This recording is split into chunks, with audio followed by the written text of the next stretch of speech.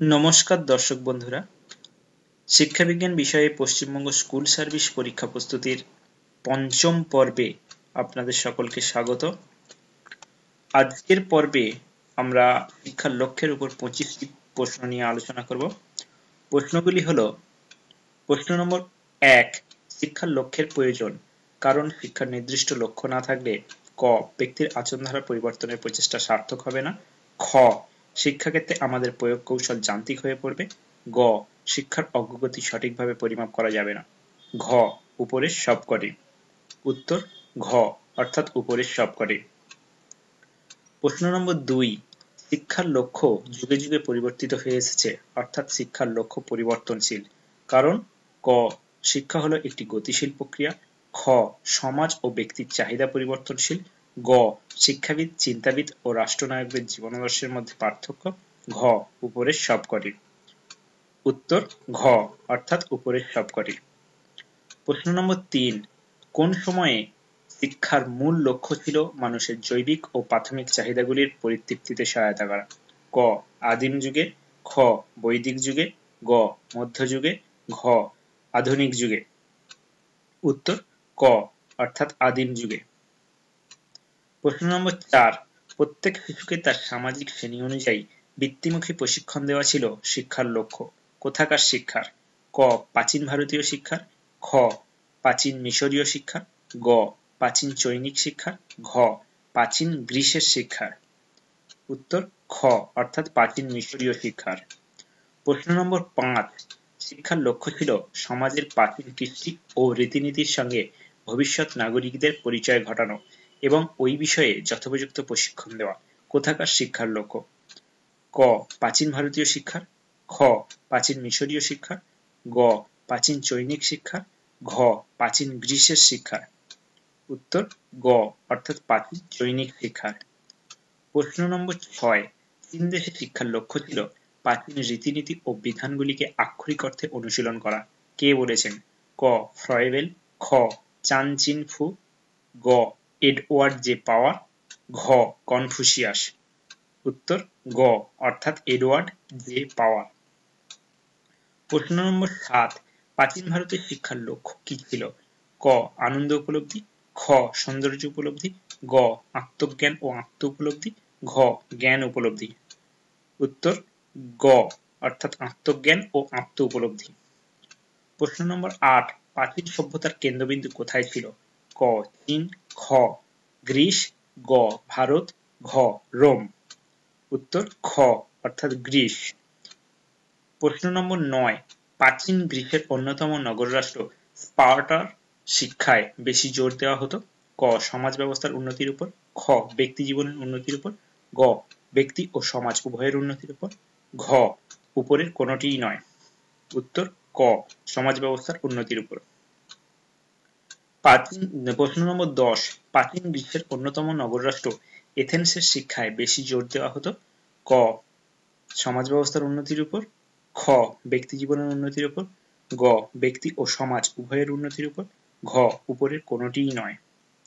উত্তর খ, অর্থাৎ ব্যক্তি জীবনের উন্নতির উপর। প্রশ্ন নম্বর 11, কোন সময়কে শিক্ষাক্ষেত্রে নবজাগরণের যুগ বলা হয়?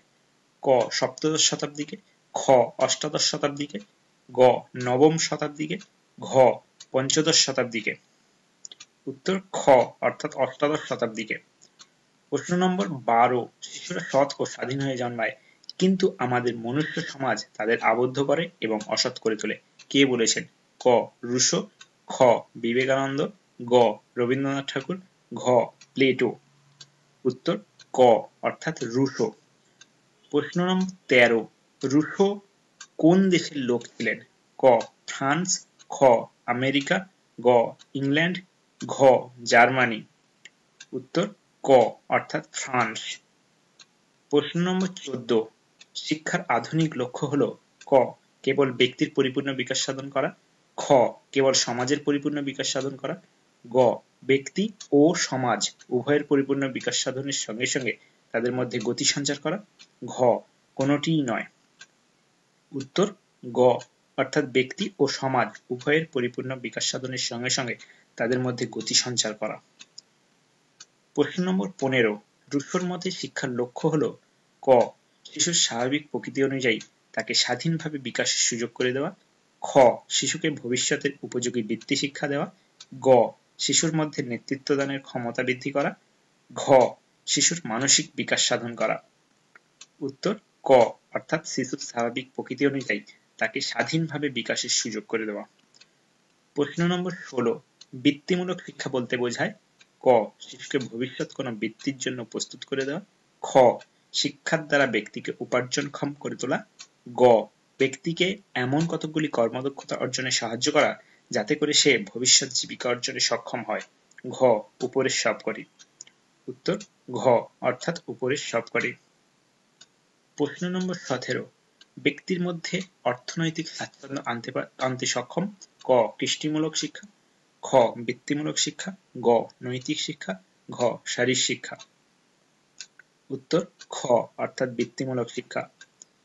প্রশ্ন নম্বর 18, বৃত্তিমূলক শিক্ষার ফলে ব্যক্তির ক আত্মনির্ভরতা বৃদ্ধি পায়, খ আত্মনির্ভরতা হ্রাস পায়, গ পরনির্ভরতা বৃদ্ধি পায়, ঘ উপরের কোনোটিই নয়। উত্তর ক অর্থাৎ আত্মনির্ভরতা বৃদ্ধি পায়। প্রশ্ন নম্বর 19, বৃত্তিমূলক শিক্ষার সুবিধা কি, ক এই শিক্ষার দ্বারা ব্যক্তির আত্মনির্ভরতা বৃদ্ধি পায়, খ এই শিক্ষা স্বল্প বুদ্ধি ও ক্ষীণ বুদ্ধি সম্পন্ন শিশুদের আত্মবিশ্বাস বাড়িয়ে তোলে, গ এই শিক্ষা ব্যক্তিকে সামাজিক যোগ্যতা সম্পন্ন করে তোলে, ঘ উপরের সবকটি। উত্তর ঘ অর্থাৎ উপরের সবকটি।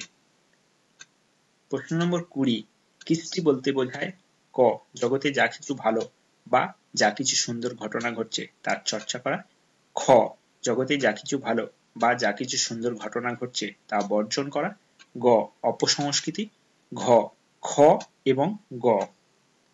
উত্তর ক অর্থাৎ জগতে যা কিছু ভালো বা যা কিছু সুন্দর ঘটনা ঘটছে তার চর্চা করা।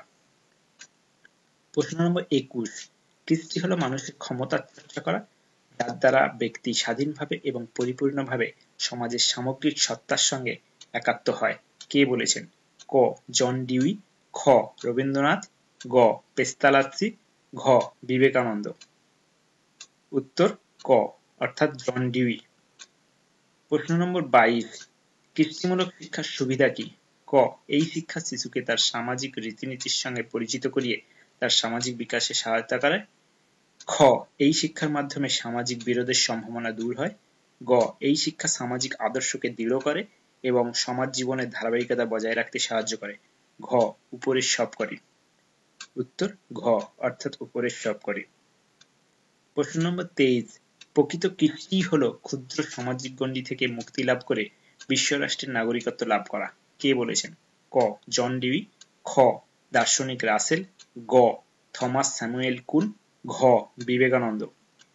উত্তর খ অর্থাৎ দার্শনিক রাসেল। প্রশ্ন নম্বর 24, ভারতবর্ষ যে সাধনাকে গ্রহণ করেছে সে হচ্ছে বিশ্ব ব্রহ্মাণ্ডের সঙ্গে চিত্তের যোগ, আত্মার যোগ অর্থাৎ সম্পূর্ণ যোগ, কে বলেছেন, ক স্বামী বিবেকানন্দ, খ রবীন্দ্রনাথ ঠাকুর, গ ঋষি অরবিন্দ, ঘ রাজা রামমোহন রায়। উত্তর খ অর্থাৎ রবীন্দ্রনাথ ঠাকুর। প্রশ্ন নম্বর 25, শিক্ষার নৈতিক লক্ষ্যের সুবিধা কি, ক এই লক্ষ্যের মাধ্যমে শিক্ষার্থীর আদর্শ চরিত্র গঠন করা সম্ভব, খ নৈতিক লক্ষ্যের মাধ্যমে শিশুকে সমাজের রীতিনীতির সঙ্গে পরিচিত করানো সম্ভব হয়, গ নৈতিক লক্ষ্য ব্যক্তিকে অর্থ উপার্জনে সক্ষম করে তোলে, ঘ উপরের সবকটি। উত্তর ক অর্থাৎ এই লক্ষ্যের মাধ্যমে শিক্ষার্থীর আদর্শ চরিত্র গঠন করা সম্ভব। তো বন্ধুরা আজ এই পর্যন্ত। পরবর্তী টিউটোরিয়ালগুলো পেতে আপনারা অবশ্যই আমার এই ভিডিওগুলি সাবস্ক্রাইব করুন এবং আপনাদের মহামূল্য মতামত কমেন্ট করে জানান। নমস্কার, ভালো থাকবেন।